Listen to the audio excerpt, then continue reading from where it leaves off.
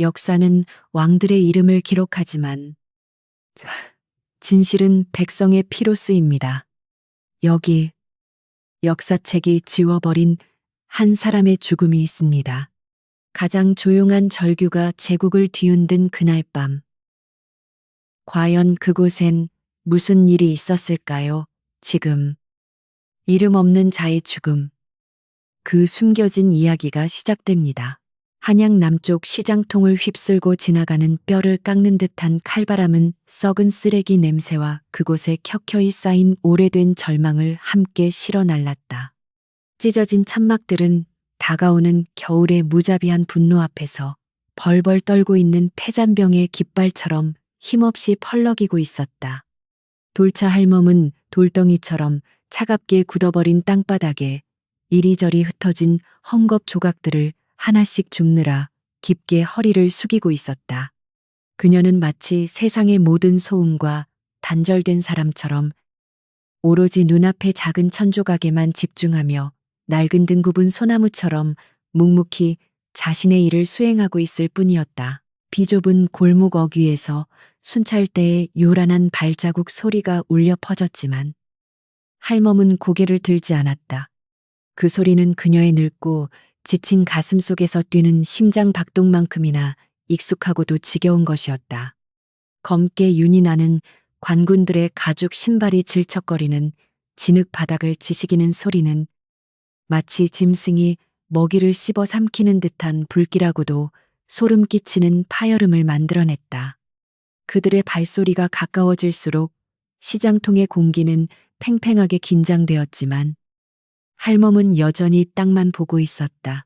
감정이 거세된 듯 차가운 얼굴을 한 젊은 군관 하나가 창끝으로 할멈의 바구니를 거칠게 걷어찼고 그 바람에 애써 모은 헝겊 조각들이 허공으로 흩날렸다. 그는 아무런 말도 하지 않았으며 자신의 그 무례하고 폭력적인 행동에 대해 어떠한 이유도 설명하려 들지 않았다. 이 비참한 장소에서 할멈과 같은 존재는 권력을 쥐고 있는 자들의 눈에는 그저 걷어내야 할 거슬리는 가시덤불이나 다름없었기 때문이었다. 그것은 설명이 필요한 행동이 아니라 그저 청소에 불과했다. 돌차 할멈은 그제야 탁하게 흐려진 눈을 천천히 들어 그를 바라보았으나 그 눈빛에는 두려움도 비굴한 애원도 담겨 있지 않았다. 그녀는 마치 흐르는 강물을 바라보는 무심한 바위처럼 자신에게 닥친 운명을 담담하게 받아들이고 있을 뿐이었다. 그녀는 직감적으로 오늘이 궁궐에서 열릴 화려한 제천 의식을 앞두고 도성 미관을 해치는 것들을 치워버리는 날임을 알았다. 그녀의 존재 자체가 도성의 미관을 해치는 오물로 취급받고 있는 것이었다. 군관이 턱짓으로 신호를 보내자 뒤에 서 있던 두 명의 병졸이 득달같이 달려들어 할멈의 앙상한 두 팔을 거칠게 움켜쥐고 질질 끌고 가기 시작했다. 할멈은 반항하지 않았고 가벼운 그녀의 몸은 마치 줄이 끊어진 인형처럼 공중에서 힘없이 흔들렸다. 주변의 노점상들은 황급히 고개를 돌려 못 본 척 외면했는데 그들의 눈빛에는 혹시라도 불똥이 튈까 두려워하는 비겁함이 서려 있었다. 폐허가 된 가게의 처마 밑 어둠이 짙게 깔린 구석에서 묵도는 썩은 나무 기둥에 등을 기댄 채 이 모든 광경을 지켜보고 있었다. 그는 거칠고 투박한 주먹을 꽉 쥐어 손가락 마디에서 우두둑 소리가 날 정도였지만 그의 얼굴만은 호수처럼 고요했다. 그는 당장이라도 뛰쳐나가 순식간에 저 병졸들을 제압할 수 있는 실력을 가지고 있었으나 지금은 때가 아니라는 것을 뼈저리게 알고 있었다. 만약 그가 지금 충동적으로 칼을 뽑는다면 내일 당장 조정의 분노가 폭풍처럼 몰아쳐 이 시장통 전체가 잿더미로 변할 것이 뻔했다. 인내심은 그가 가진 가장 날카로운 무기였지만 동시에 매일 밤 그의 심장을 갉아먹는 치명적인 독이기도 했다. 끌려가는 돌차 할멈의 시선이 그가 숨어있는 어둠을 스치고 지나갔을 때 묵도는 그녀가 눈빛으로 아무것도 하지 말라는 무언의 경고를 보내고 있음을 느꼈다. 병졸들이 할멈을 끌고 멀어지자 쇠사슬이 서로 부딪히며 내는 날카로운 금소금이 대낮의 우울한 공기를 가르며 장송곡처럼 울려 퍼졌다. 잿빛 구름이 잔뜩 낀 하늘은 금방이라도 무너져 내릴 듯 무거웠고 길가에 웅크린 비참한 사람들의 머리 위를 짓눌렀다. 붉은 관복을 입은 자들의 뒷모습이 골목 끝으로 완전히 사라질 때까지 그 누구도 감히 숨조차 크게 쉬지 못했다. 군관들이 사라지자마자 시장통은 언제 그랬냐는 듯 다시 시끄럽고 혼란스러운 일상으로 순식간에 돌아갔다. 사람들은 다시 목청을 높여 물건을 팔고 몇 푼 안 되는 돈 때문에 서로 욕설을 퍼붓기 시작했다. 이곳에서의 망각은 너무나도 빠르고 철저해서 때로는 광군의 서슬퍼런 칼날보다 더 잔인하고 소름 끼치게 느껴질 정도였다. 누군가의 불행은 순식간에 잊혀졌고 삶은 비정하게 계속되었다. 묵도는 어둠 속에서 걸어 나와 진흙탕 속에 처박혀 찌그러진 돌차. 할멈의 대나무 바구니를 조용히 집어들었다. 그는 바닥에 흩어진 헝겊 조각들을 하나씩 주워 담았는데 그것들은 할멈이 아침 내내 허리를 굽혀 모은 고단한 노동의 대가였다. 형형색색의 헝겊 조각 하나하나에는 갈 곳 없이 떠도는 기구한 인생들의 슬픈 사연이 배어 있는 듯했다. 그는 붉은 비단 조각 하나를 손에 쥐고 그 부드럽고 섬세한 감촉이 거친 자신의 삶과 얼마나 이질적인지를 뼈저리게 느꼈다. 그 선명한 붉은색은 그에게 과거 자신이 목격하고 직접 저질렀던 수많은 사륙의 현장과 피 비린내를 떠올리게 했다. 돌차 할멈은 아무런 죄도 짓지 않았다.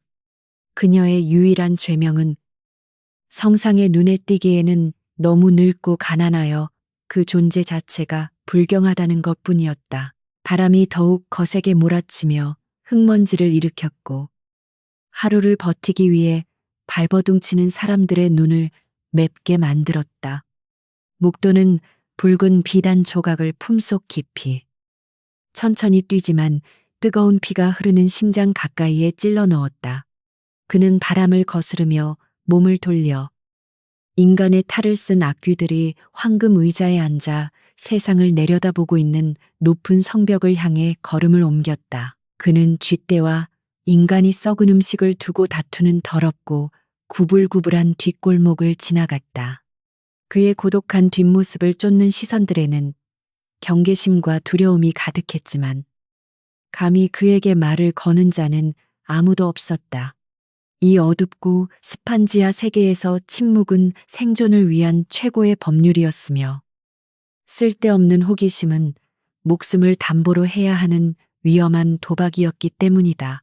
묵도는 검은 강물이 시체처럼 흐르는 강가 옆 금방이라도 무너질 듯 위태롭게 서 있는 허름한 주막 앞에 멈춰섰다. 낡은 나무 문을 밀고 들어서자 싸구려 술 냄새와 땀 냄새가 뒤섞인 역겨운 악취가 코를 찔렀다.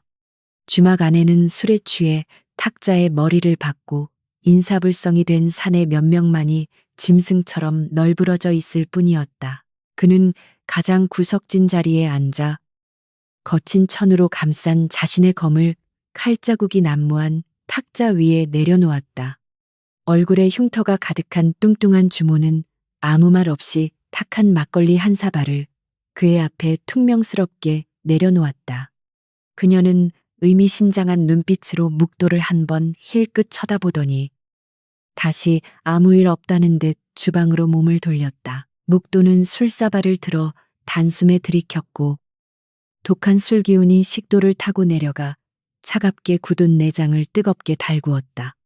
그는 취하기 위해서가 아니라 마음속 깊은 곳에서 피어오르는 망설임을 태워버리기 위해 술을 마셨다.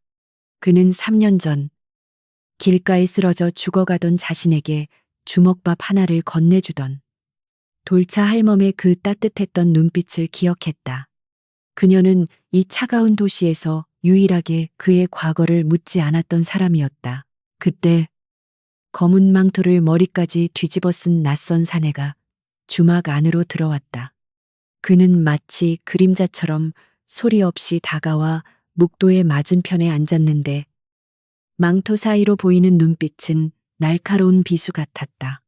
그는 묵도에게 어떠한 양해를 구하거나 인사를 건네지도 않았고 묵도 또한 빈 술잔만을 응시하며 그를 쳐다보지 않았다. 낯선 사내는 탁자 위에 금화 한 뼘을 올려놓았는데 그 영롱한 황금빛은 칙칙한 주막 안에서 이질적일 정도로 눈부시게 빛났다.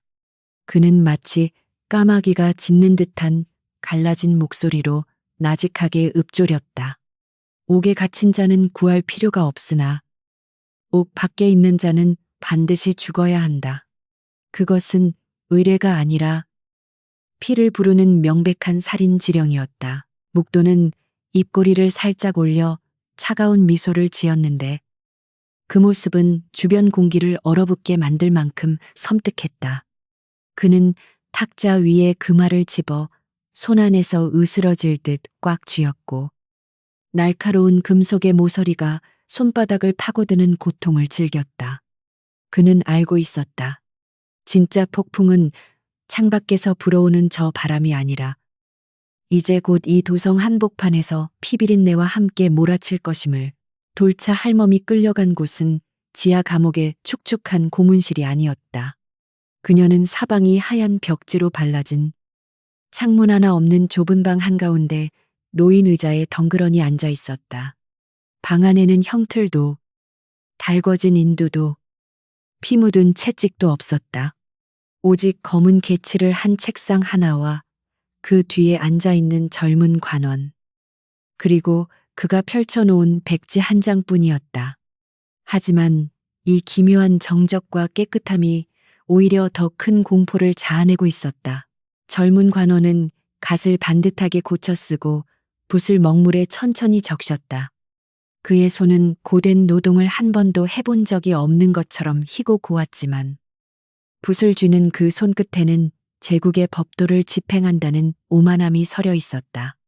그는 할멈을 쳐다보지도 않은 채 마치 눈앞의 노파가 아닌 종이 위의 글자와 대화하려는 듯 무미건조한 목소리로 입을 열었다. 이름, 짧은 한마디였지만 그 속에는 거부할 수 없는 위압감이 담겨 있었다. 할멈은 대답하지 않았다. 그녀는 그저 탁자 위에 놓인 벼루를 멍하니 바라보고 있을 뿐이었다. 그녀의 침묵이 길어지자 관원은 붓을 멈추고 천천히 고개를 들어 그녀를 응시했다. 그의 눈동자에는 짜증 섞인 의아함이 떠올랐다. 천한 것들은 보통 이 방에 들어오면 살려달라고 애원하거나 겁에 질려 횡설수설하기 마련이었다. 하지만 이 노파는 달랐다. 귀가 먹었느냐? 관아의 기록에 남길 이름을 묻고 있다. 관원의 목소리가 조금 높아졌다. 돌차 할멈은 마른 입술을 달싹이며 조용히 대답했다.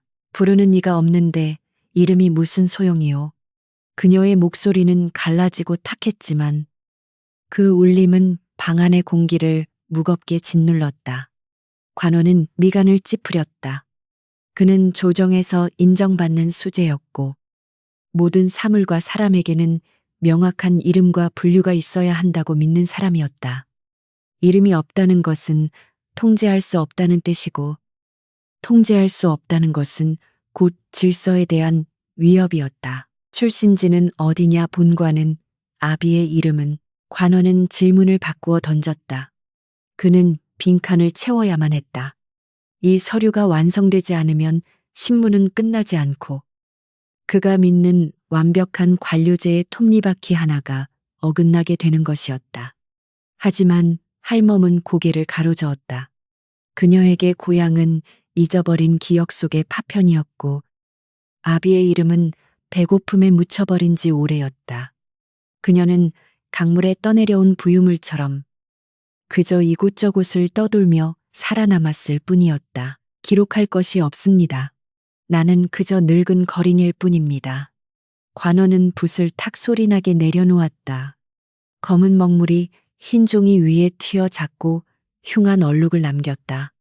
그는 자리에서 일어나 책상을 짚고 몸을 앞으로 숙였다. 그의 그림자가 할멈의 얼굴 위로 드리워졌다. 그는 이 노파가 무언가 숨기고 있다고 확신했다. 단순한 거린이 이렇게 침착할 수는 없었다. 분명 배우가 있을 것이다. 반란을 꿈꾸는 무리들이 첩자로 심어놓은 늙은이일지도 모른다. 네가 누구를 대신해서 왔는지 안다. 배우가 누구냐? 누가 너를 장터에 보냈지? 관원의 질문은 빗나갔다. 그는 할멈을 과대평가하고 있었다. 아니, 사실은 과소평가하고 있는 것일지도 몰랐다. 그는 그녀가 누군가의 대리인일 것이라고 믿어야만 했다. 그래야만 그녀를 처벌할 명분이 생기기 때문이다. 스스로 존재하는 자. 그저 가난과 비참함, 그 자체인 자를 처벌할 법 조항은 대명률 어디에도 없었다. 돌차 할멈은 관원의 눈을 똑바로 쳐다보았다. 그녀의 눈동자는 깊고 어두운 우물 같아서 관원은 순간적으로 자신이 그 어둠 속으로 빨려 들어가는 듯한 현기증을 느꼈다. 그것은 권력자가 가지는 공포였다. 이름 없는 군중, 얼굴 없는 백성, 통계와 수치로 잡히지 않는 거대한 바닥에 대한 원초적인 두려움이었다. 나는 아무도 대변하지 않습니다. 나으리 같은 분들이 한 번도 쳐다보지 않는 사람들, 묻지도 않고 듣지도 않는 사람들을 대신할 뿐입니다. 할멈의 말은 날카로운 비수처럼 관원의 가슴을 파고들었다. 그것은 자백이 아니었다. 그것은 선언이었다. 이 화려한 도성의 밑바닥에, 썩어가는 시궁창 속에 너희가 외면한 사람들이 살아서 숨쉬고 있다는 존재의 증명이었다. 관원은 할 말을 잃었다. 그는 다시 자리에 주저앉아 떨리는 손으로 붓을 잡았다. 그는 무언가를 써야 했다. 이 방에서 나가는 유일한 방법은 서류를 완성하는 것뿐이었다. 그는 사실을 기록하는 것을 포기했다. 대신 그는 질서를 수호하기 위한 거짓을 창조하기 시작했다. 붓끝이 종이 위를 빠르게 스쳐 지나갔다. 성명 미상, 연령 미상, 본관 미상, 목적, 민심 교란 및 불온한 유언비어 유포. 관원은 죄목을 적어 넣으며 안도의 한숨을 내쉬었다. 이제 그녀는 이름 없는 노파에서 처벌해야 할 죄인으로 분류되었다. 모호함은 사라졌고 명확한 법의 테두리 안으로 들어왔다. 그는 만족스러운 표정으로 서류 하단에 자신의 붉은 도장을 꾹 눌러 찍었다. 선명한 인주 자국이 마치 피처럼 종이에 번져나갔다. 신문은 끝났다. 내일 판결이 내려질 것이다. 관원은 차가운 목소리로 선언하며 서류를 덮었다. 병졸들이 들어와 다시 할멈을 끌고 나갔다. 방 안에는 다시 정적만이 남았다. 하지만 관원은 붓을 놓은 손을 멈출 수 없었다. 손끝이 미세하게 떨리고 있었다. 그는 자신이 방금 기록한 것이 단순한 글자가 아님을 직감했다. 그는 존재하지 않던 죄를 만들어냈고 한 사람의 인생을 잉크 몇 방울로 지워버렸다. 방을 나서기 전 관원은 바닥에 떨어진 헝겊 조각 하나를 발견했다. 할멈이 끌려나갈 때 옷에서 떨어진 것이었다. 색이 바랜 붉은색 천조각이었다. 그는 그것을 주워 들여다가 더러운 것이라도 본 듯 황급히 발로 차버렸다. 천조각은 구석으로 밀려나 먼지 속에 파묻혔다. 그날 밤 도성의 화려한 불빛 아래서 관원들은 술잔을 기울이며 태평성대를 노래했다. 하지만 그 누구도 관아의 문서 보관소 한 구석에 이름 없는 자의 기록이 처음으로 남겨졌다는 사실을 알지 못했다. 그것은 훗날 이 거대한 제국을 무너뜨릴 작은 균열의 시작이었다. 도성 밖 심리.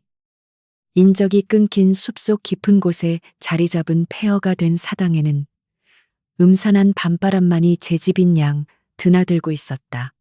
목이 잘려나간 불상은 이끼에 뒤덮인 채 바닥에 뒹굴고 있었고 썩은 석가래 사이로는 차가운 달빛이 비수처럼 꽂혔다.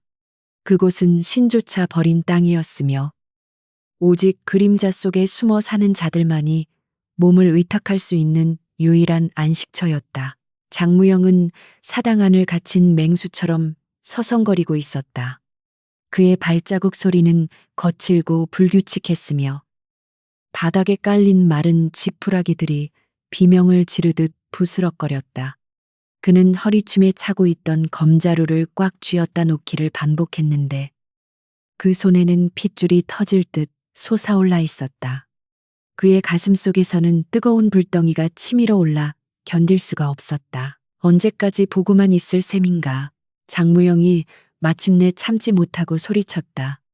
그의 목소리는 사당의 낡은 벽을 때리고 공허하게 울려 퍼졌다. 구석 어둠 속에 바위처럼 앉아있던 묵도는 미동조차 하지 않았다. 그는 마치 세상의 소란과는 무관한 존재인 듯 눈을 감고 자신의 무릎 위에 놓인 검을 어루만지고 있을 뿐이었다. 그 할멈은 우리에게 밥을 주었어. 우리가 굶어 죽어가던 그 겨울. 아무도 거들떠보지 않던 우리 입에 따뜻한 주먹밥을 넣어준 사람이란 말이다. 장무영은 묵도 앞으로 다가가 거칠게 숨을 몰아쉬었다. 그의 눈에는 분노와 슬픔이 뒤섞인 눈물이 고여 있었다. 그는 묵도의 멱살이라도 잡고 흔들고 싶은 심정이었지만 묵도가 뿜어내는 서늘한 기운에 눌려 주먹만 부들부들 떨었다. 돌차 할멈이 차가운 감옥 바닥에서 떨고 있을 생각을 하니 억장이 무너지는 것 같았다. 묵도는 천천히 눈을 떴다. 그의 눈동자는 깊은 밤바다처럼 어둡고 고요했지만 그 안에는 장무영보다 더 깊은 슬픔이 가라앉아 있었다. 그는 수화를 하듯 손을 움직이지 않고 무겁고 낮은 목소리로 짧게 대답했다. 함정이다. 그 한마디는 사당 안의 공기를 얼어붙게 만들었다. 장무영도 모르지 않았다. 그깟 노파 한 명을 잡아가면서 관아에 정의 병력을 배치할 리가 없었다. 놈들은 냄새를 맡은 것이다. 이 도성의 밑바닥에서 꿈틀거리는 무명해라는 존재를 감지하고 미끼를 던져 낚아올리려는 수작이 분명했다. 함정인 줄 알면서도 밟아야 할 때가 있는 법이야. 우리가 비겁하게 숨어서 목숨만 부지한다면 저 썩어빠진 관리놈들과 다를 게 뭐란 말인가. 장무영은 절규하듯 외치며 검을 뽑으려 했다.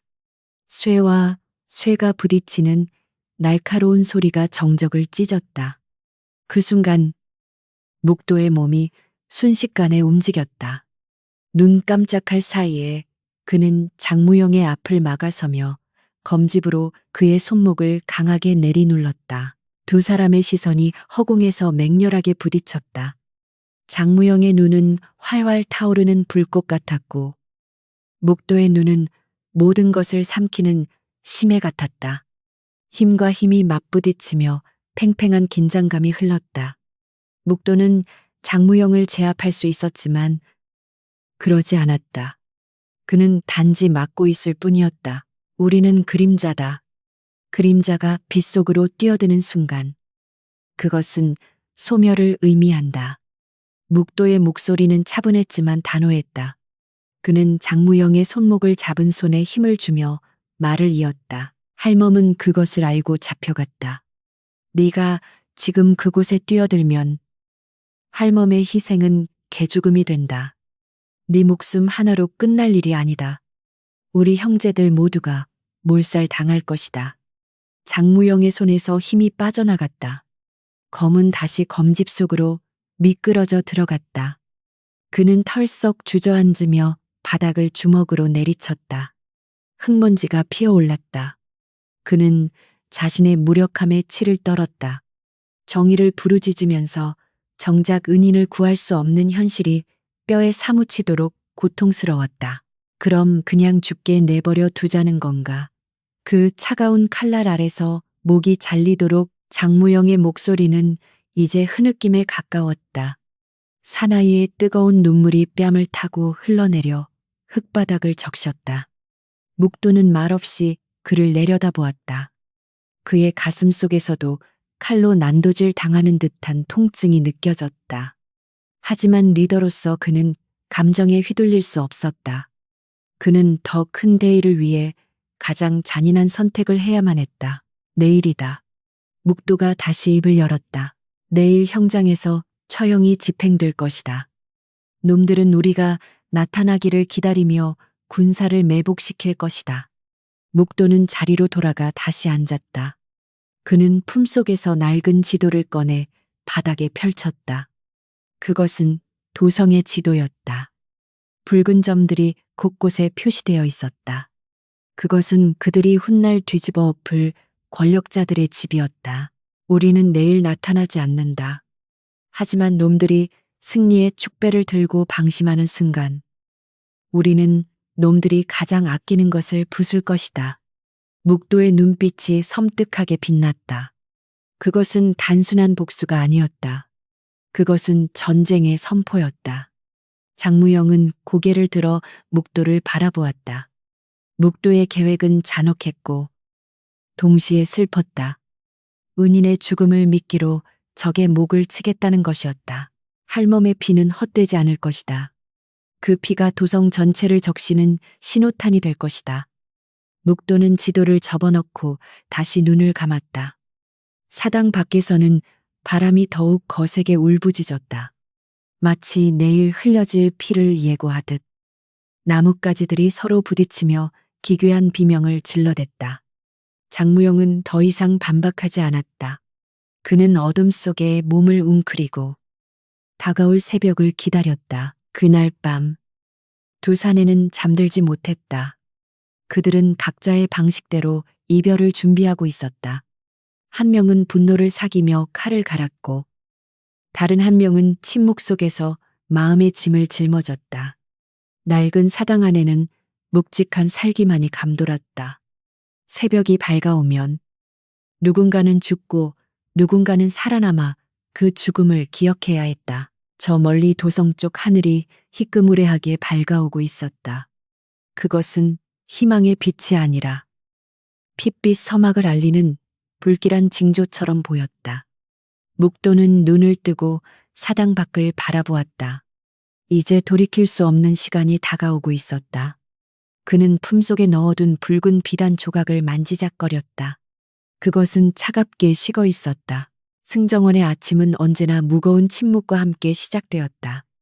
창호지 문을 뚫고 들어오는 햇살은 방 안 가득 쌓인 서책들의 먼지 위로 내려앉았고 공기 중에는 오래된 종이 냄새와 진한 먹향기가 감돌았다. 도승지는 자리에 앉아 자신의 눈앞에 놓인 한 장의 문서를 내려다보고 있었다. 그것은 단순한 종이가 아니었다.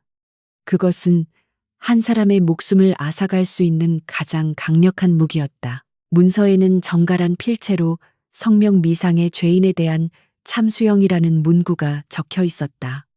죄명은 민심 교란과 유언비어 유포였지만 도승지는 그것이 허울 좋은 핑계에 불과하다는 것을 누구보다 잘 알고 있었다. 그는 붓을 들어 먹물을 묻히며 잠시 생각에 잠겼다. 이 늙은 여인은 누구인가?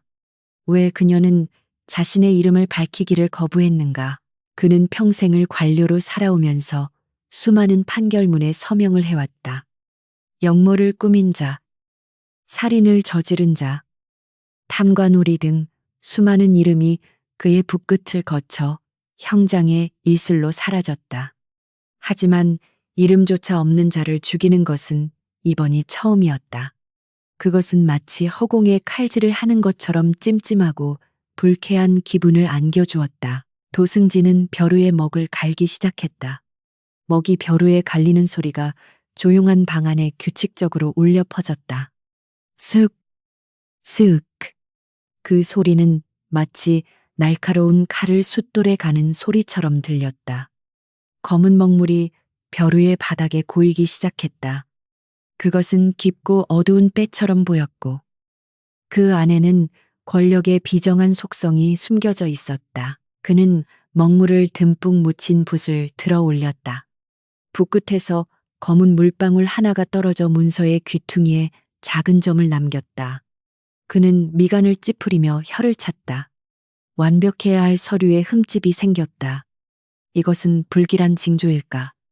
그는 잠시 망설였지만 이내 고개를 저으며 잡념을 떨쳐버렸다. 국가의 질서를 유지하기 위해서는 감상 따위는 사치였다. 이것은 살인이 아니다. 이것은 정리다. 그는 스스로에게 최면을 걸 듯 속삭였다. 잡초를 뽑아내야 정원이 아름답게 유지되듯이 사회의 불순분자를 제거해야 나라가 평안해지는 법이다. 그에게 있어 그 노파는 인간이 아니라 제국의 잘 정돈된 기록부에 생긴 지워지지 않는 얼룩일 뿐이었다. 그는 그 얼룩을 덮어버리기 위해 붓을 움직였다. 붓이 종이 위를 미끄러지듯 나아갔다. 그의 서명은 우아하고 힘이 넘쳤다. 검은 글씨들이 종이 위에 박히며 죽음의 명령을 확정지었다. 글자 하나하나가 살아있는 듯 꿈틀거리며 노파의 숨통을 조여오는 것 같았다. 그는 마지막 획을 긋고 붓을 내려놓았다. 손끝에 묻은 먹물이 지워지지 않는 죄책감처럼 느껴졌다. 이제 마지막 절차가 남았다. 그는 붉은 인주가 담긴 함을 열었다. 붉은색 인주는 마치 응고된 피처럼 보였다. 그는 옥로로 조각된 자신의 인장을 인주에 꾹 눌렀다. 인장의 바닥에 붉은 기운이 스며들었다. 그는 숨을 멈추고 문서의 서명 옆에 인장을 찍었다. 쿵! 둔탁한 소리와 함께 종이 위에 선명한 붉은 도장이 찍혔다. 검은 글씨와 붉은 도장의 대비는 섬뜩할 정도로 아름다웠다. 그것은 묵과 피의 조화였다. 붓으로 사람을 죽인다는 말이 실감나는 순간이었다. 이제 돌이킬 수 없었다. 이 문서는 곧 형조로 넘어갈 것이고 집행관은 망설임 없이 칼을 휘두를 것이다. 도승진은 문서를 들고 있는 손이 미세하게 떨리는 것을 느꼈다. 그는 창문을 열어 환기를 시켰다. 차가운 바람이 방 안으로 밀려 들어왔지만 가슴속의 답답함은 사라지지 않았다. 저 멀리 형장이 있는 방향에서 까마귀 떼가 날아오르는 것이 보였다. 마치 죽음의 냄새를 맡고 모여드는 저승사자들 같았다. 그때 방문 밖에서 하급 관리의 목소리가 들려왔다. 나으리, 형조에서 사람이 왔습니다. 문서를 기다리고 있습니다. 도승진은 무표정한 얼굴로 문서를 말아쥐고 밖으로 나갔다. 마당에는 형조의 관원이 고개를 숙인 채 기다리고 있었다. 그는 도승지의 손에서 문서를 받아들며 공손하게 허리를 굽혔다. 그 문서는 마치 뜨거운 불덩어리처럼 관원의 손을 데우고 있었다. 정오에 집행하도록 하라. 한치의 오차도 있어서는 안 된다. 도승지의 목소리는 건조했다. 관원은 문서를 품에 넣고 급히 사라졌다. 도승지는 텅 빈 마당에 홀로 서서 자신의 손을 바라보았다. 깨끗했다. 피 한 방울 묻지 않은 깨끗한 손이었다. 하지만 그는 알고 있었다. 오늘 자신의 손은 그 어떤 칼잡이의 손보다 더 많은 피를 묻혔다는 것을. 그는 집무실로 돌아와 다시 자리에 앉았다. 벼루에 남은 먹물이 말라가고 있었다. 그는 붓을 씻기 위해 물을 부었다. 검은 물이 맑은 물과 섞이며 회색으로 변해갔다. 그것은 세상의 진실이 흐려지는 과정과 닮아 있었다. 권력은 진실을 덮고 붓은 양심을 가렸다. 도승지는 눈을 감고 생각했다. 이름 없는 노파는 죽어서 어디로 가는가? 그녀의 영혼은 자신을 원망할 것인가? 아니면 이 비정한 세상에서 해방시켜준 것을 고마워할 것인가? 그는 고개를 저었다. 그런 생각은 관료에게 어울리지 않았다. 그는 오직 왕과 국가만을 생각해야 했다. 하지만 가슴 한구석에서 묘한 불안감이 피어올랐다. 그가 찍은 붉은 도장이 마치 살아있는 눈동자처럼 그를 노려보는 것만 같았다. 그는 붓을 씻던 손을 멈추고 밖을 내다보았다. 태양은 점점 높이 솟아오르고 있었고 그림자는 점점 짧아지고 있었다. 정오가 다가오고 있었다. 그 시각 묵도와 장무영은 성벽 아래 인파 속에 섞여 있었다. 그들은 도승지가 보낸 문서가 형조에 도착하는 것을 보았다. 묵도의 눈빛이 차갑게 가라앉았다. 이제 모든 준비는 끝났다. 붓으로 쓴 판결문이 칼이 되어 돌아오는 시간. 그들은 그 칼을 받아쳐낼 준비를 하고 있었다. 검은 먹물로 쓰인 죽음의 명령서는 이제 붉은 피를 부르고 있었다. 도승지는 자신의 서명이 불러올 파장을 짐작조차 하지 못했다. 그는 단지 서류 한 장을 처리했을 뿐이라고 믿었지만 그 서류는 잠자고 있던 사자들의 코털을 건드린 셈이었다. 역사의 수레바퀴는 잔인하게 굴러가기 시작했다. 새벽 안개가 채 가시지 않은 한양의 거리는 죽음을 맞이하는 짐승의 숨결처럼 차갑고 습했다. 남산 너머로 떠오르는 태양은 붉었으나 그 빛은 세상을 따뜻하게 비추기보다는 곧 흐르게 될 선열의 색을 예고하는 듯 섬뜩했다. 형장으로 향하는 길목에는 벌써부터 구경꾼들이 모여들기 시작했는데 그들의 표정에는 호기심과 두려움, 그리고 자신이 저 수레 위에 있지 않다는 안도감이 뒤섞여 기묘한 활기를 띠고 있었다. 사람들은 웅성거리면서도 막상 관군들의 창날이 번뜩이면 황급히 고개를 숙이며 길을 터주었다. 육중한 감옥문이 삐걱거리는 소름 끼치는 비명과 함께 열리자 깊은 어둠 속에 갇혀있던 돌차 할멈이 세상 밖으로 모습을 드러냈다. 며칠간의 옥살이로 그녀의 얼굴은 더욱 패쑥해졌고 흰 머리카락은 헝클어져 있었지만 그 눈빛만은 여전히 형형하게 살아 빛나고 있었다. 그녀는 간수들의 거친 손길을 뿌리치고 제 발로 당당하게 수레를 향해 걸어갔다. 마치 죄인이 처형장으로 끌려가는 것이 아니라 고단했던 긴 여행을 마치고 집으로 돌아가는 나그네의 뒷모습처럼 보였다. 할멈을 태운 소달구지가 덜컹거리며 움직이기 시작하자 바퀴가 자갈을 지시기는 소리가 적막한 아침 공기를 갈랐다.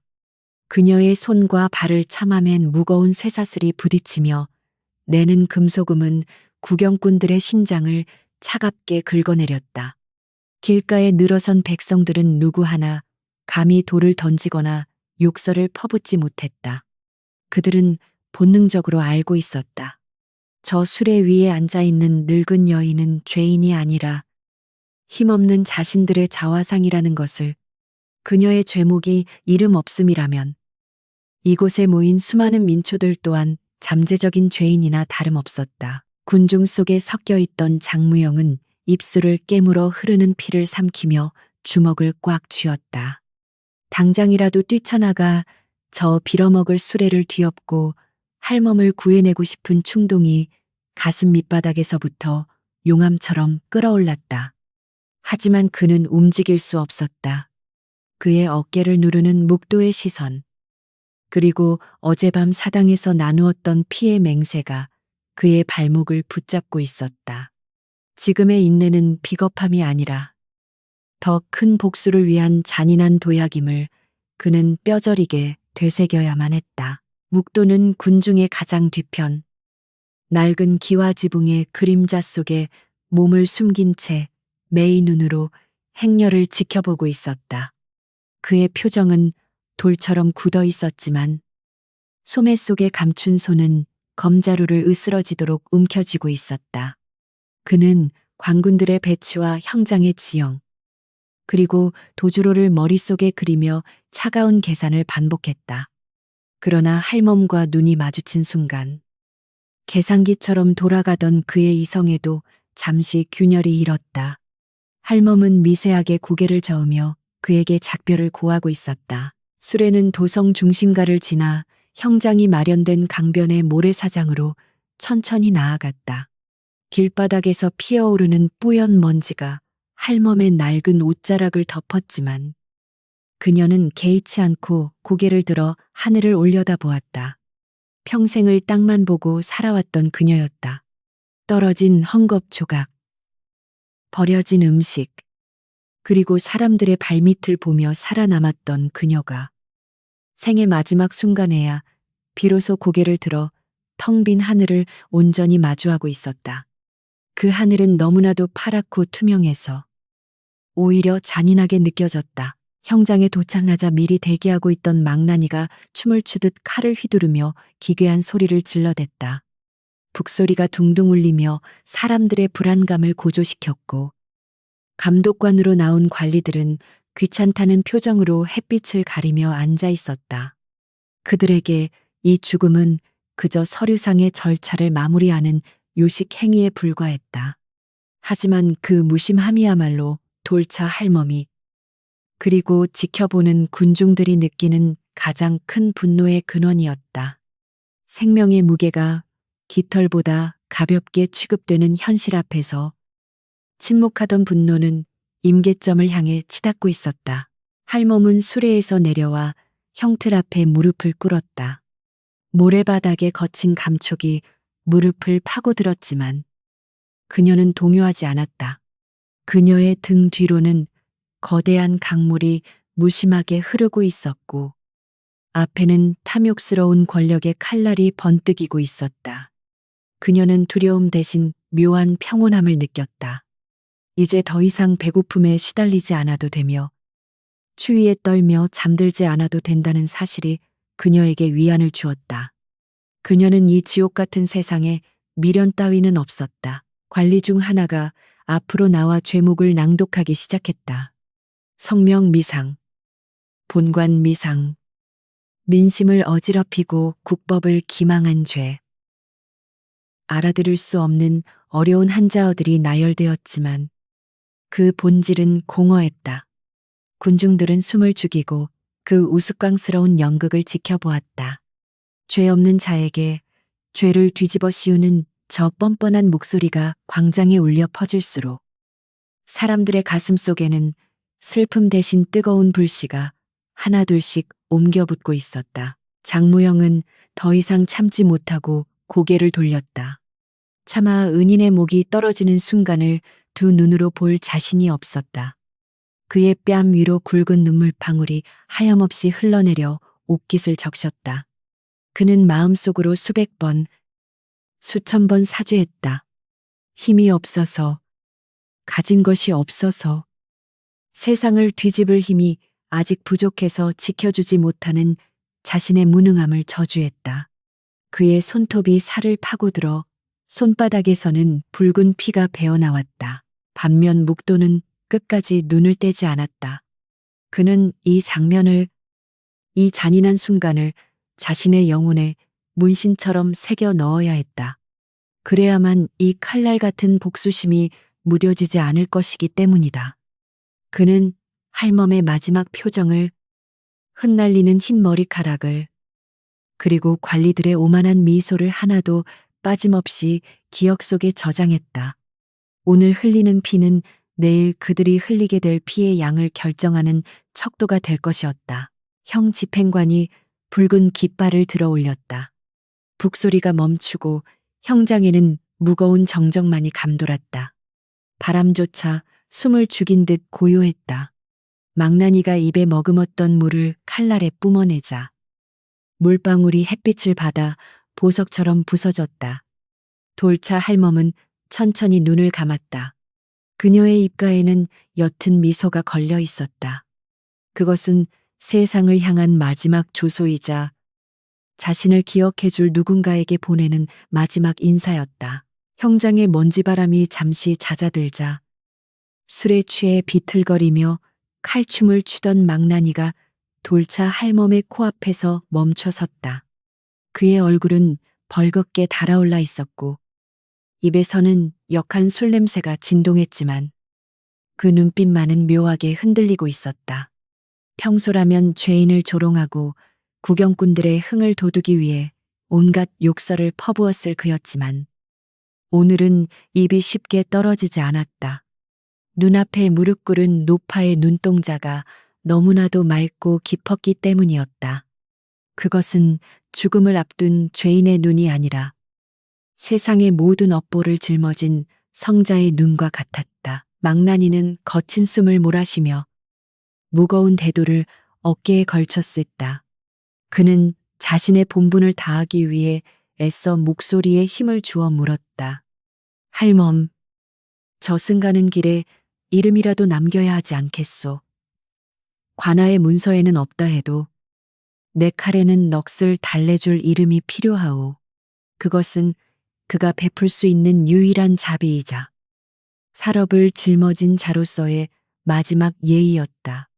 구경꾼들도 숨을 죽이고 할멈의 입술을 주시했다. 돌차 할멈은 천천히 고개를 가로저었다. 그녀의 헝클어진 백발이 바람에 가볍게 날렸다. 이름이란 산자들의 편의를 위해 존재하는 껍데기일 뿐이었다. 고통받을 때 불리지 않았던 이름이 죽는 순간에 불린다고 해서 무슨 의미가 있겠는가. 그녀는 자신이 무명으로 남기를 원했다. 이름이 없어야만 그녀는 특정한 누군가가 아닌 이 땅에서 억압받는 모든 이름 없는 자들의 상징이 될 수 있었다.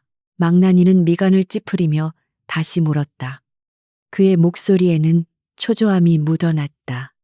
그렇다면 남길 유언이라도 있소.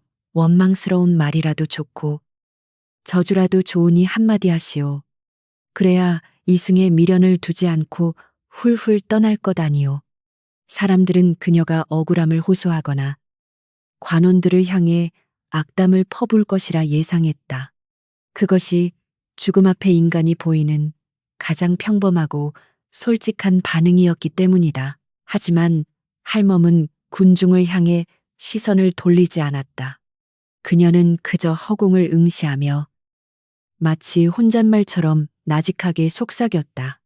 기억하지 마라. 그 목소리는 너무나 작았지만 형장에 모인 모든 사람들의 귓가에 천둥처럼 울려 퍼졌다. 그것은 망각을 부탁하는 애원이 아니었다. 너희의 비겁함을, 너희의 무력함을, 그리고 오늘 이곳에서 벌어진 야만을 구태여 기억하며 괴로워하지 말라는 서글픈 용서였다. 혹은 썩어버린 세상에 기억될 가치조차 없다는 냉소적인 선언이었다. 망나니는 당황하여 뒷걸음질 쳤다. 그는 수많은 목을 베어왔지만 기억하지 말라는 유언은 처음이었다. 그 말은 칼날보다 더 날카롭게 그의 가슴을 파고들었다. 그는 서둘러 허리춤에 매단 표주박을 들어 입안 가득 물을 머금었다가 시퍼런 칼날 위에 푸하고 뿜어냈다. 물방울들이 햇빛을 받아 반짝이며 흩어졌고 그는 이 기묘한 침묵과 압박감을 끝내기 위해 서둘러 칼을 높이 쳐들었다. 태양은 머리 꼭대기에 올라 그림자조차 사라진 정오였다. 모든 것이 명명백백하게 드러나는 시간. 세상에서 가장 어두운 일이 벌어지려 하고 있었다. 감독관의 신호가 떨어지기도 전에 망나니의 칼이 허공을 가르며 내려왔다. 그것은 춤사위가 아니었다. 그저 중력의 몸을 맡긴 무거운 쇳덩어리의 추락이었다. 찰나의 순간 바람 소리마저 멈춘 듯한 절대적인 고요가 형장을 지배했다. 퍽, 둔탁하면서도 섬뜩한 소리가 들려왔다. 비명은 없었다. 저항도 없었다. 돌차 할멈의 고개는 꺾인 꽃송이처럼 바닥으로 떨어졌고 붉은 선혈이 솟구쳐 흰 옷자락을 적셨다. 그 죽음은 너무나도 빠르고 깨끗해서 구경꾼들은 방금 무슨 일이 일어났는지조차 실감하지 못했다.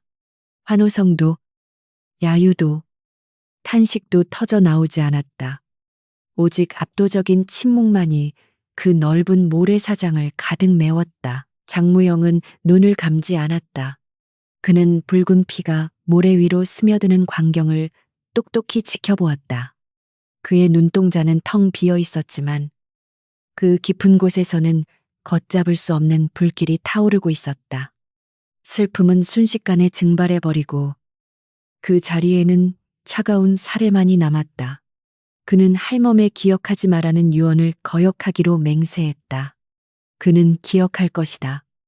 뼈가 삭고 살이 썩어 문드러질 때까지 오늘의 태양과 바람과 피냄새를 낱낱이 기억할 것이다. 묵도 역시 미동도 하지 않았다. 그는 마치 돌로 깎은 조각상처럼 서서 쓰러진 할멈의 시신을 응시했다.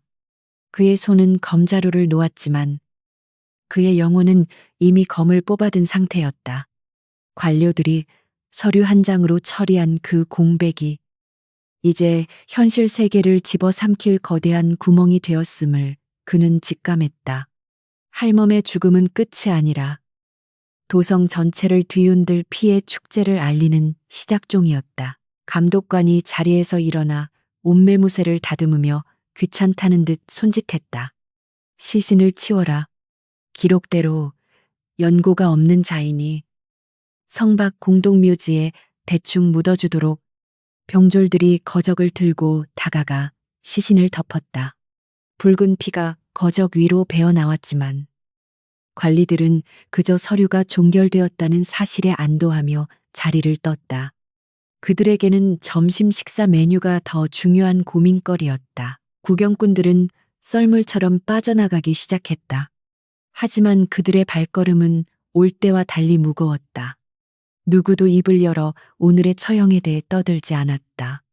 그들은 보지 말아야 할 것을 본 사람들처럼 혹은 자신이 저지르지 않은 죄에 대해 죄책감을 느끼는 사람들처럼 고개를 숙이고 흩어졌다. 할멈이 남긴 기억하지 말라는 말이 역설적이게도 그들의 가슴 속에 지워지지 않는 낙인을 찍어버린 것이다. 텅 빈 형장에는 피에 젖은 모래와 망나니가 버리고 간 찌그러진 표주박만이 덩그러니 남았다. 까마귀 한 마리가 하늘을 빙빙 돌며 내려앉을 기회를 엿보고 있었다. 바람이 다시 불어와 피비린내를 도성 안쪽으로 실어 날랐다. 그 냄새는 화려한 기와집 담장을 넘어 기름진 음식을 먹고 있는 권력자들의 식탁 위까지 스며들고 있었다. 묵도는 군중이 모두 사라진 뒤에도 한참을 그 자리에 서 있었다. 그는 품속에서 붉은 비단 조각을 꺼내 바람에 날려보냈다. 비단 조각은 나비처럼 팔랑거리며 형장 한가운데 할멈의 피가 고인 곳에 살포시 내려앉았다. 붉은 피와 붉은 비단이 하나로 섞여 구분이 되지 않았다. 이제 시작이다. 묵도의 입술이 아주 작게 움직였다. 그의 목소리는 바람에 흩어졌지만 그 안에 담긴 무게는 천근만근이었다. 그는 뒤를 돌아 장무영에게 눈짓을 보냈다. 더 이상의 말은 필요 없었다.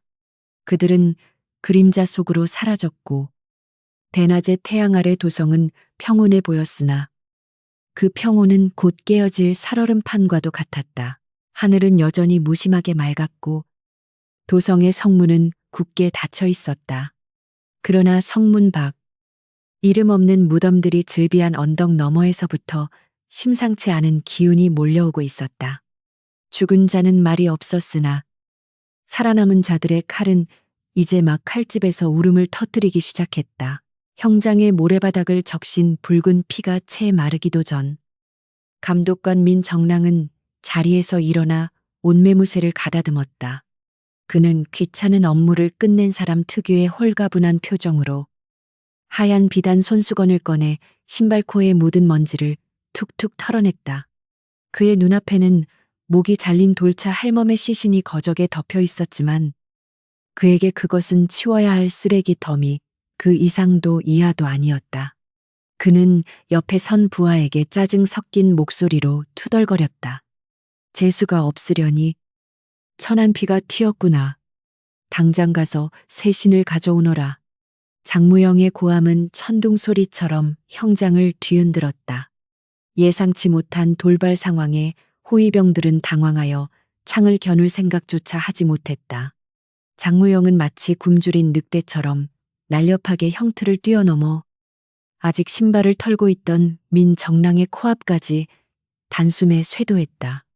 그의 손에는 시장통 정육점에서 쓰던 투박하고 날카로운 칼이 들려 있었고 그 칼날은 햇빛을 받아 섬뜩한 빛을 뿜어냈다. 민정랑이 고개를 들어 장무영을 바라보았을 때 그의 눈에 비친 것은 인간의 얼굴이 아니었다.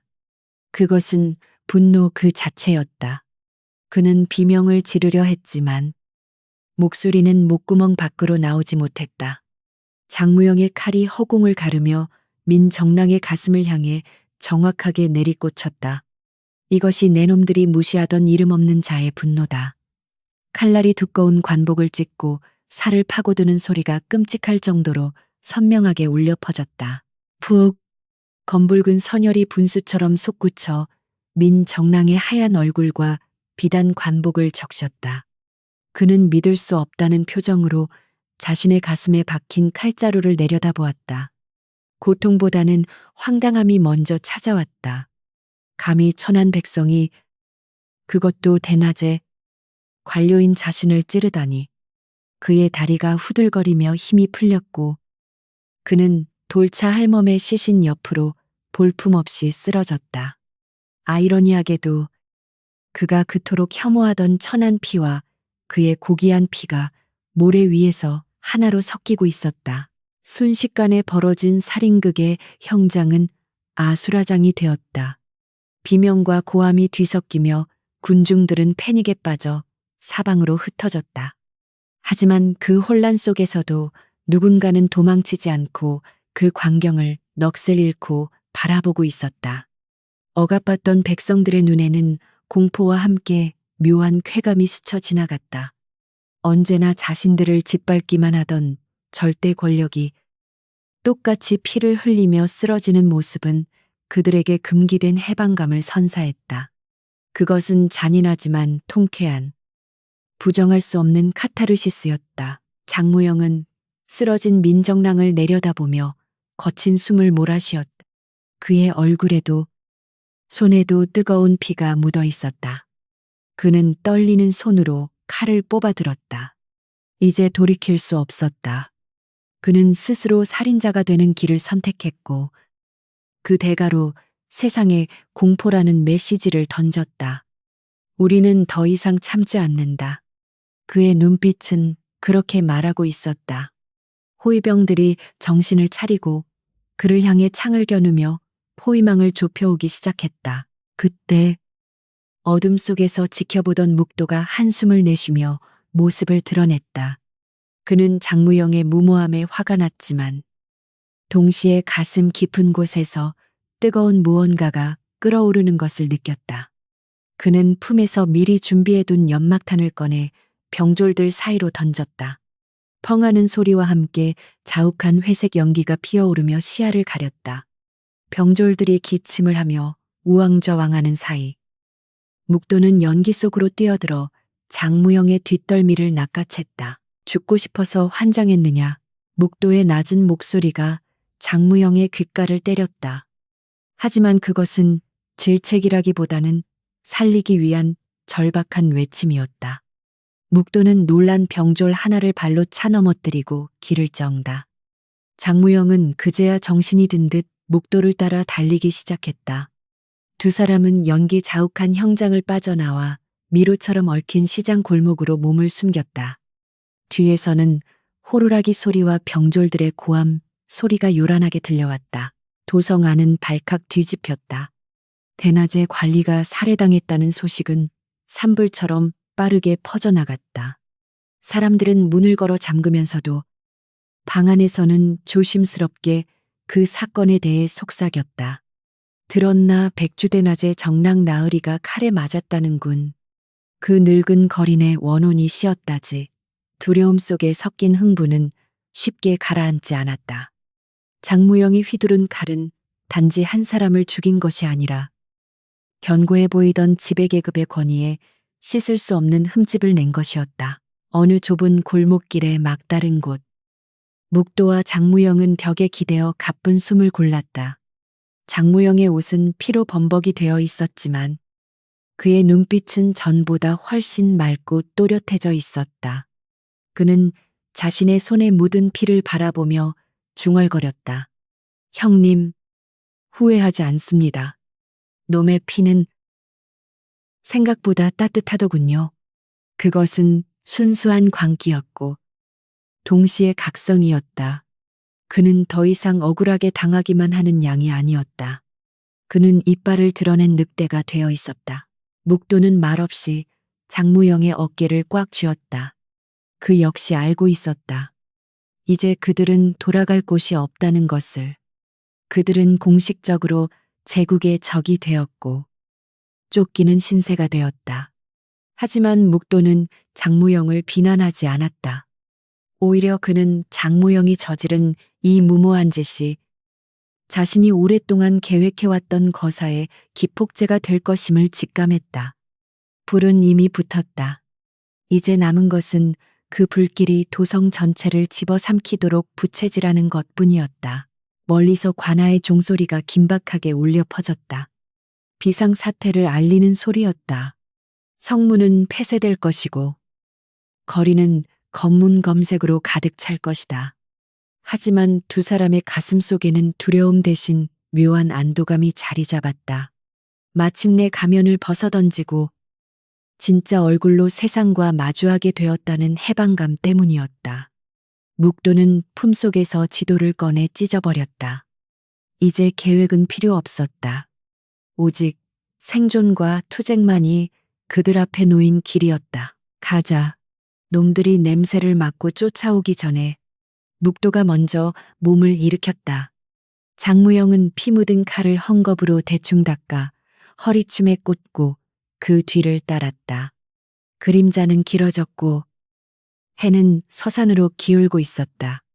하지만 그들의 싸움은 이제 막 여명을 맞이하고 있었다. 이름 없는 자들의 반란. 그 서막은 붉은 피와 함께 화려하게 열렸다. 해는 서산으로 완전히 넘어갔지만 한양의 밤은 그 어느 때보다 밝고 소란스러웠다. 도성의 사대문은 굳게 닫혔고 성벽 위에는 횃불이 뱀의 혀처럼 너울거리며 밤하늘을 붉게 물들였다. 포도청의 군관들은 미친 듯이 호루라기를 불어대며 골목 구석구석을 이 잡듯이 뒤지고 다녔다. 평소라면 술 취한 한량들의 노래가 들려올 시간이었으나 지금 거리는 무거운 침묵과 군화 발자국 소리, 그리고 쇠들이 부딪히는 날카로운 금속음만이 지배하고 있었다. 백성들은 문을 걸어 잠그고 숨을 죽인 채 창호지 문 너머로 어른거리는 그림자들을 공포에 질린 눈으로 바라보았다. 그 그림자들은 단순한 관군이 아니라 자신들의 목숨을 언제든지 앗아갈 수 있는 저승사자처럼 보였다. 주막거리 입구와 성문 옆, 그리고 사람들이 많이 다니는 내거리에는 이미 방이 나붙기 시작했다. 먹물이 채 마르지도 않은 종이 위에는 장무영의 얼굴이 흉측하게 그려져 있었고 그 밑에는 관리를 살해한 극악무도한 역적이라는 문구와 함께 천냥의 현상금이 걸려 있었다. 사람들은 곁눈질로 그 그림을 훔쳐보며 수군거렸다. 누군가는 그를 미친 살인마라 불렀지만 또 다른 누군가는 그 험악한 인상 뒤에 숨겨진 슬픈 사연을 짐작하며 몰래 한숨을 내쉬었다. 현상금은 탐욕을 부추겼지만 동시에 그가 저지른 일이 얼마나 대단한 것인지를 역설적으로 증명하고 있었다. 이름 없던 자가 마침내 이름을 얻는 순간이었다. 비록 그것이 역적이라는 오명일지라도 말이다. 묵도와 장무영은 도성 가장 깊숙하고 더러운 곳, 피역을 다루는 갓바치들이 모여 사는 천민촌의 폐가에 몸을 숨기고 있었다. 그곳은 썩은 가죽 냄새와 약품 냄새가 진동하여 피비린내를 감추기에 더할 나위 없이 좋은 장소였다.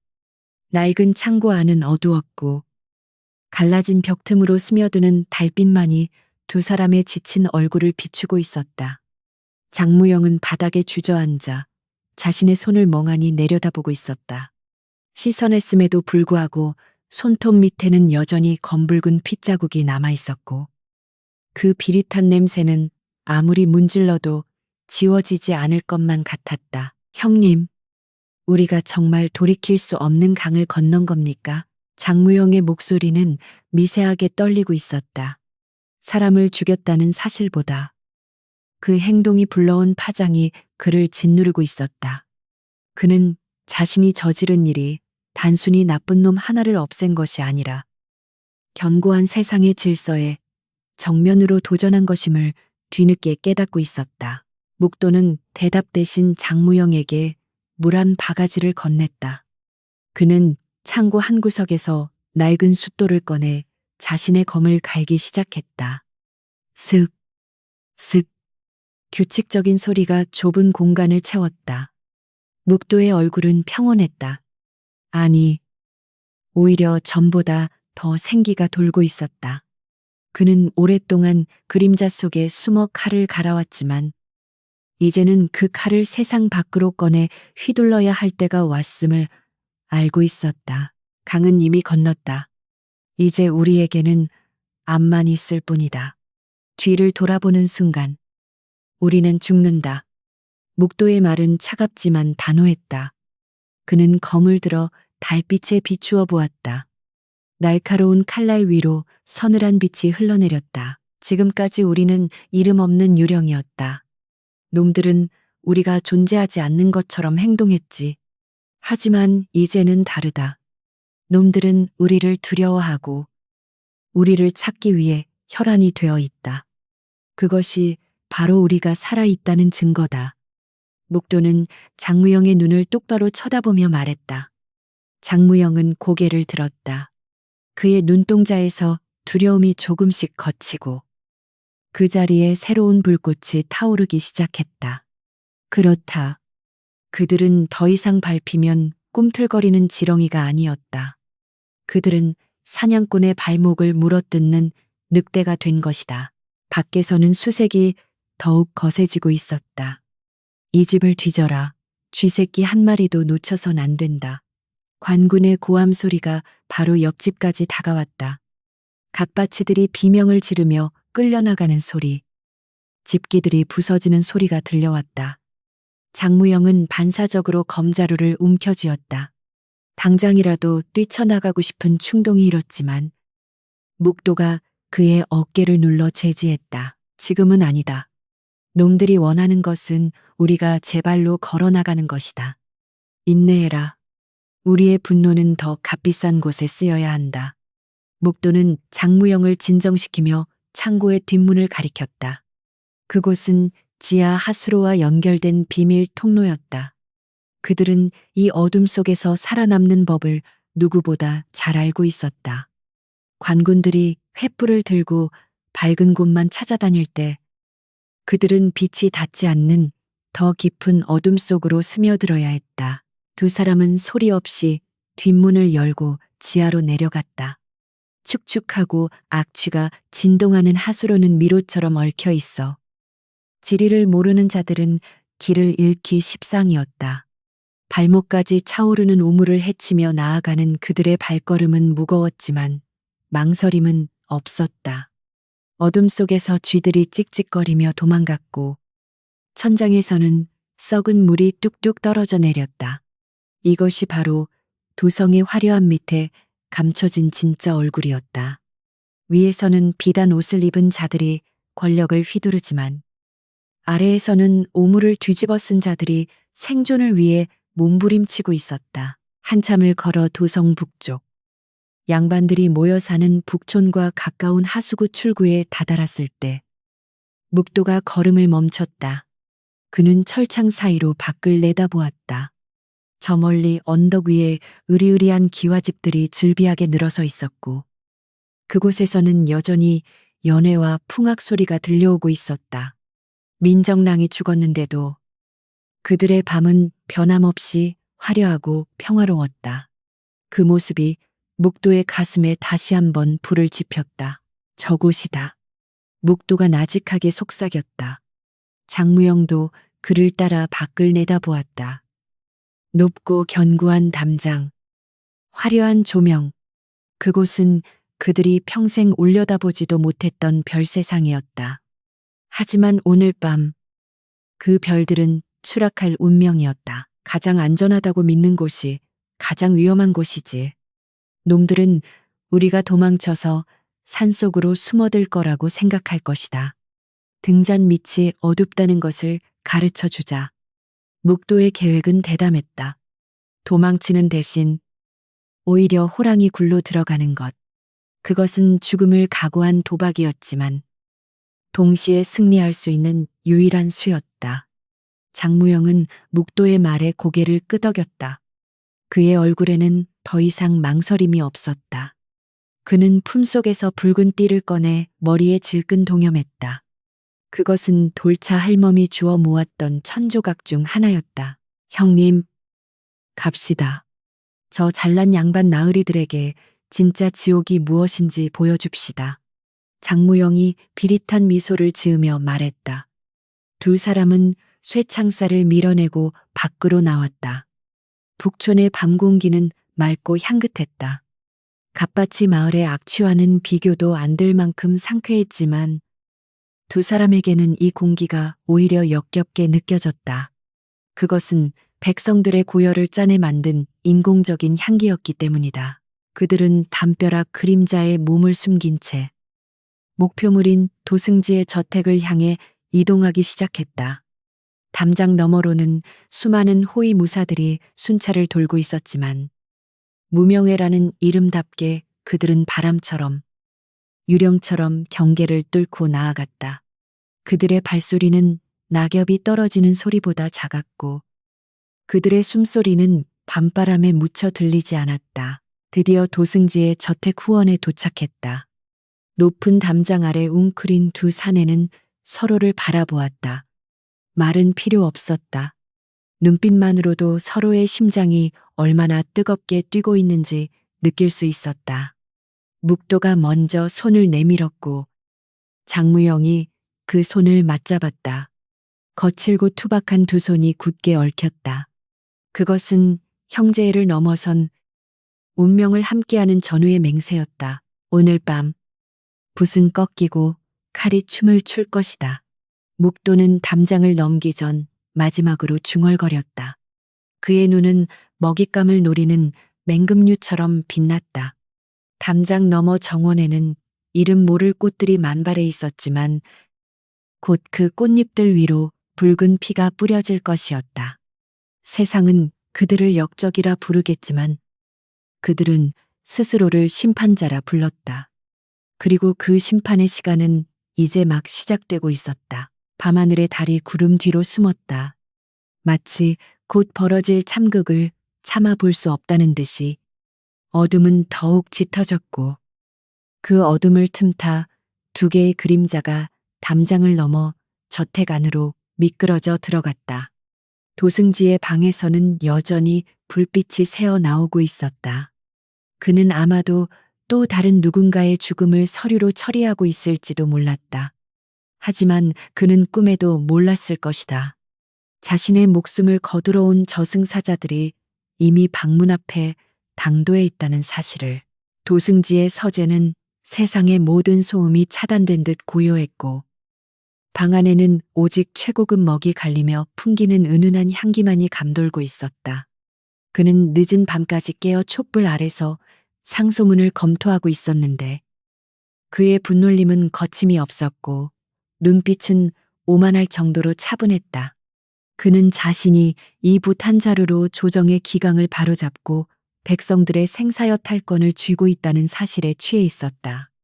창밖에서 들려오는 풀벌레 소리조차 감히 그의 집중을 방해하지 못하는 듯 했으나 그 평온은 곧 깨어질 운명이었다. 갑자기 방문이 덜컹거리며 촛불이 크게 일렁였고 방구석진 곳에 어둠이 기이하게 꿈틀거리는가 싶더니 두 개의 그림자가 불쑥 솟아올랐다.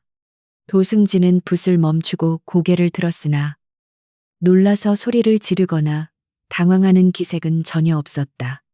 그는 천천히 붓을 내려놓으며 눈앞에 나타난 불청객들을 훑어보았는데 그들의 행색은 남루하고 지독한 악취를 풍기고 있었다.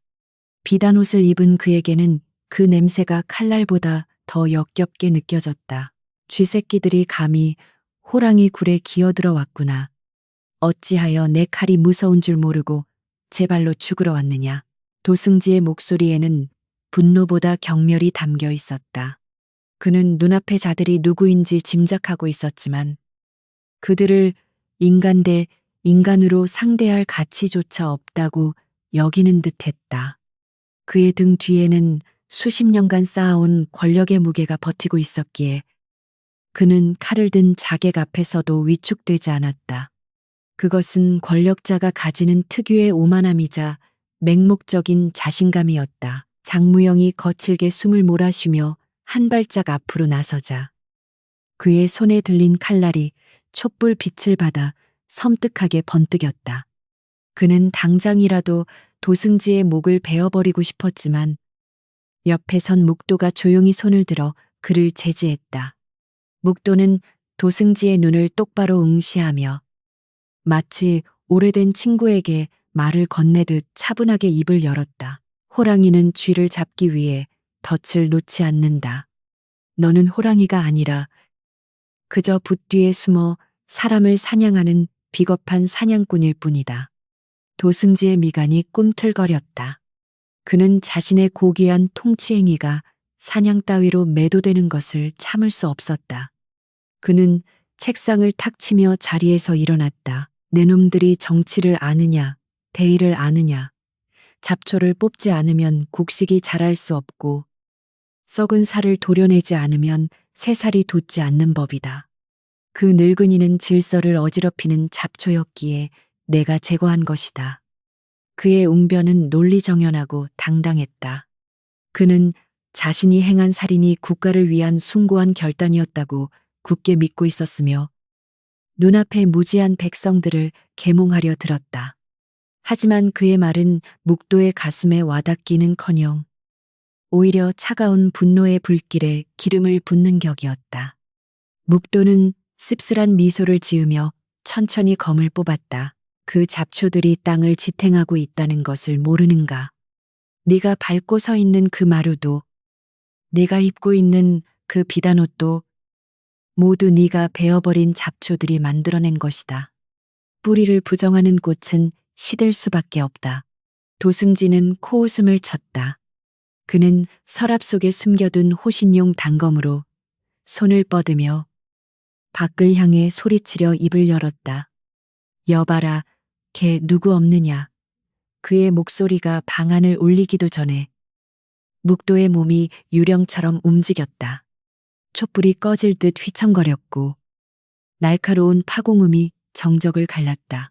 가나구, 바람을 가르는 소리와 함께 도승지가 쥐고 있던 부통이 반으로 갈라져 바닥으로 떨어졌다. 도승지는 비명을 지르며 뒷걸음질 치다 책장에 부딪혀 주저앉았다. 그의 얼굴에서 오만함은 사라지고 그 자리에는 원초적인 공포가 들어차기 시작했다. 그는 처음으로 자신의 생명이 붓끝이 아닌 칼끝에 달려있음을 실감했다. 장무영이 다가와 도승지의 멱살을 잡고 거칠게 일으켜 세웠다. 도승지의 눈동자가 파들파들 떨렸다. 장무영은 으르렁거리는 목소리로 물었다. 말해라. 이름 없는 자의 목숨값이 겨우 종이 한 장이었느냐. 내 놈의 목숨값은 얼마나 되는지 어디 한번 재보자. 도승지는 숨이 막혀 스승거리면서도 살려달라는 말은 하지 않았다. 그것은 그의 마지막 자존심이었다. 묵도는 장무영에게 눈짓을 보내 그를 놓아주게 했다. 도승지는 바닥에 엎드려 거친 숨을 몰아쉬었다. 묵도는 책상 위에 놓인 아직 먹물이 마르지 않은 문서를 내려다 보았다. 그것은 또 다른 누군가의 처형 명령서였다. 너는 붓으로 사람을 죽이고 기록을 지웠다. 하지만 칼은 거짓말을 하지 않는다. 오늘 우리는 너를 죽이지 않는다. 다만 네가 지우려 했던 그 이름을 내 몸에 영원히 새겨줄 것이다. 묵도의 말은 난해했지만 그 살기만은 명확했다. 그는 도승지의 손을 잡아 책상 위로 끌어올렸다. 도승지는 격렬하게 저항했지만 평생 붓만 잡았던 손은 묵도의 악력을 당해낼 수 없었다. 묵도는 벼루에 담긴 검은 먹물을 도승지의 손바닥에 쏟아부었다. 이것이 네가 흘리게 만든 피다. 검지만 붉은 피다. 묵도는 자신의 검끝으로 도승지의 손바닥에 글자를 새기기 시작했다. 살이 찢어지는 고통에 도승지는 짐승 같은 비명을 질렀지만 방음이 잘 된 서재 밖으로 그 소리는 새어나가지 못했다. 검은 먹물과 붉은 피가 뒤섞여 기괴한 색깔을 만들어냈다. 묵도가 새긴 글자는 무명 두 글자였다. 앞으로 붓을 잡을 때마다 이 고통을 기억해라.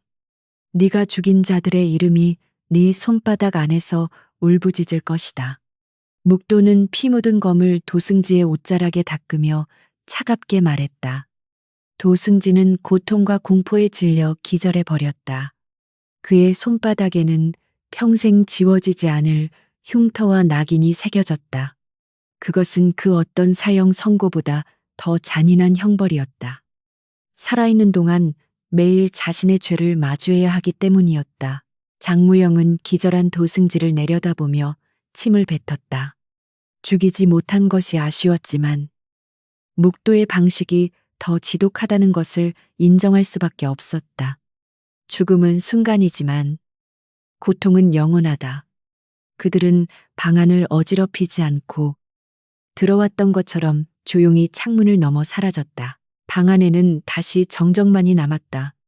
쓰러진 도승지의 손에서 흐른 피와 먹물이 섞여 바닥을 천천히 적시고 있었다. 촛불은 마지막 심지를 태우며 위태롭게 흔들리다 이내 꺼져버렸다. 어둠 속에서 권력의 정점에 서 있던 자는 가장 비참한 모습으로 바닥에 널브러져 있었다. 새벽바람이 열린 창문으로 들어와 종이를 팔락거렸다. 그 종이 위에는 이제 도승지의 서명 대신 이름 없는 자들의 분노가 선명하게 찍혀 있었다. 도성의 밤은 깊어갔지만 다가올 아침은 예전과 같지 않을 것이다. 붓이 칼을 이길 수 없음을, 그리고 백성의 침묵이 영원하지 않음을 증명한 밤이었다. 아침 햇살이 북촌의 기와지붕 위로 쏟아져 내렸지만 도승지의 저택은 무거운 침묵에 잠겨 있었다. 평소라면 하인들이 분주하게 마당을 쓸고 아침상을 준비하는 소리가 들려야 했으나 오늘은 기괴할 정도로 조용했다. 서재 문을 열고 들어선 늙은 청지기의 비명 소리가 그 정막을 날카롭게 찢어 발겼다. 도승지는 책상 아래 웅크린 채 발견되었는데 그의 눈은 텅 비어 있었고 온몸을 사시나무 떨듯 떨고 있었다. 그러나 사람들을 경악하게 만든 것은 그의 생사가 아니라 그가 가슴팍에 소중히 끌어안고 있는 오른손이었다. 의원들이 급히 달려와 그의 손을 살펴보았다. 손바닥은 먹물과 피가 엉겨붙어 검붉게 변해 있었고 그 한가운데에는 무명이라는 두 글자가 흉터처럼 선명하게 새겨져 있었다. 아무리 물로 씻어내려 해도 먹물은 상처 깊숙이 스며들어 지워지지 않았다. 그것은 단순한 상처가 아니라 그의 영혼에 찍힌 낙인이었다. 도승지는 붓을 쥐는 손을 잃은 것이 아니었다. 그는 붓을 깸 자격을 영원히 박탈당한 것이었다. 그날 이후 도승지는 관직에서 물러나 두문불출했다. 그는 밤마다 자신의 손바닥에서 글자들이 살아서 꿈틀거리는 악몽에 시달렸다. 그가 백성들의 이름을 지우기 위해 휘둘렀던 붓의 무게가 이제는 끔찍한 공포가 되어 그를 짓눌렀다. 권력의 정점에 서 있던 자가 하루아침에 폐인이 되었다는 소문은 담장을 넘어 바람을 타고 도성 전체로 퍼져나갔다. 하지만 그 누구도 그를 동정하지 않았다.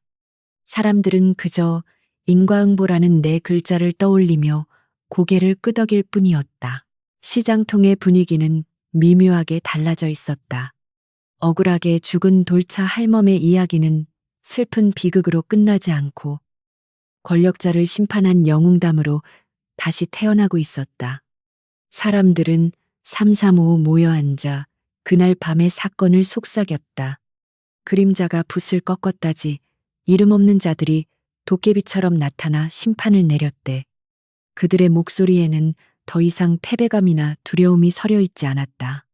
대신 그들의 눈동자에는 희미하지만 분명한 희망의 불씨가 타오르고 있었다. 묵도와 장무영은 도성이 한눈에 내려다 보이는 남산 언덕에 서 있었다. 그들은 이제 더 이상 쫓기는 죄인이 아니었다. 그들은 스스로의 의지로 이곳을 떠나는 자유인이었다. 장무영은 피 묻은 옷을 벗어던지고 평범한 베옷으로 갈아입은 상태였다. 그의 얼굴에 서려 있던 도끼와 광기는 사라지고 깊은 강물 같은 차분함이 자리 잡고 있었다. 그는 아래를 내려다보며 깊은 숨을 들이마셨다. 비릿한 피냄새 대신 흙내음과 풀냄새가 폐부 깊숙이 스며들었다. 형님, 이제 우리는 어디로 갑니까? 장무영이 물었다. 묵도는 말없이 북쪽 하늘을 응시했다. 그곳에는 끝없이 펼쳐진 산맥과 길이 없는 길들이 그들을 기다리고 있었다. 그들은 도성의 전설이 되었지만 전설은 한 곳에 머물러서는 안 되는 법이었다. 그들이 머무는 순간 그들은 또 다른 권력이 되거나 우상이 되어 변질될 수 있음을 묵도는 알고 있었다. 이름이 필요 없는 곳으로 간다. 바람이 불고 물이 흐르는 곳. 그곳에서 우리는 다시 흙으로 돌아갈 것이다. 묵도의 대답은 선문답 같았지만 장무영은 그 뜻을 이해했다. 그들은 영웅이 되기 위해 칼을 든 것이 아니었다. 그저 사람답게 살기 위해, 잊히지 않기 위해 몸부림쳤을 뿐이었다. 이제 그 역할은 끝났다. 남은 것은 이곳에 살아갈 사람들의 몫이었다. 묵도는 품속에 간직했던 이제는 색이 바랜 붉은 비단 조각을 꺼내 허공에 날려보냈다. 비단 조각은 바람을 타고 춤을 추며 도성 쪽으로 날아갔다. 마치 돌차 할멈의 영혼이 자유를 얻어 고향으로 돌아가는 듯했다. 두 사람은 서로를 마주보며 희미하게 웃었다. 그 웃음 속에는 말로 다할 수 없는 전우애와 지난한 세월을 함께 견뎌낸 자들만이 공유할 수 있는 깊은 유대감이 녹아 있었다. 그들은 뒤를 돌아보지 않고 산길을 따라 걸음을 옮겼다. 그들의 뒷모습은 점점 작아지더니 이내 울창한 숲속으로 사라져 보이지 않게 되었다. 계절이 바뀌고 형장의 모래바닥 위에도 이름 모를 들꽃들이 피어났다. 사람들은 그곳을 지나갈 때면 잠시 걸음을 멈추고 돌멩이 하나를 얹어놓곤 했다. 누가 시킨 것도 아니었다. 그저 마음속에 있는 작은 비석 하나를 그곳에 세우는 것이었다. 그 돌무더기는 비바람에 무너지기도 했지만 다음 날이면 누군가에 의해 다시 쌓여 있었다. 그것은 잊지 않겠다는 약속이자 다시는 침묵하지 않겠다는 다짐이었다. 어느 날 한 아이가 할머니의 손을 잡고 그 돌무더기 앞을 지나가다 물었다. 할머니, 여기는 누구 무덤이야? 할머니는 주름진 손으로 아이의 머리를 쓰다듬으며 온화한 미소를 지었다. 그녀는 돌차 할멈의 이름을 말해주지 않았다. 대신 이렇게 대답했다. 여기는 이름 없는 사람의 무덤이란다. 하지만 가장 용감했던 사람의 쉼터이기도 하지. 바람이 불어와 돌무더기 사이의 꽃잎을 흔들었다. 도성의 성벽은 여전히 높고 견고해 보였지만 그 아래 흐르는 물길은 조금씩, 아주 조금씩 바위를 깎아내리고 있었다. 기록되지 않은 역사, 불리지 않은 이름들이 모여 거대한 강물이 되어 흐르고 있었다. 그 강물은 언젠가 바다에 닿을 것이다. 그리고 그날이 오면 세상의 모든 이름 없는 자들은 비로소 자신의 이름을 찾게 될 것이다. 이야기는 여기서 끝이 났지만 그들의 울림은 영원히 대지 위에 남아 숨쉬고 있었다. 묵도와 장무영, 그리고 돌차 할멈, 그들은 사라졌으나 그들이 남긴 무명의 정신은 사람들의 가슴 속에 지워지지 않는 별이 되어 박혔다.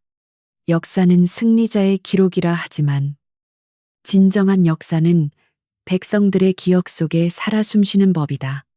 바람이 전하는 그들의 이야기는 오늘 밤도 누군가의 귓가에 머물며 꺼지지 않는 불씨를 지필 것이다. 비석은 없어도 기억은 영원합니다. 오늘 당신의 가슴을 울린 이 이름 없는 영웅들의 뜨거운 외침을 잊지 마세요. 저희는 더 깊은 울림이 있는 야담으로 다시 찾아오겠습니다. 구독과 좋아요는 잊혀진 이야기들이 계속해서 숨 쉴 수 있는 힘이 됩니다. 평안한 밤 되십시오.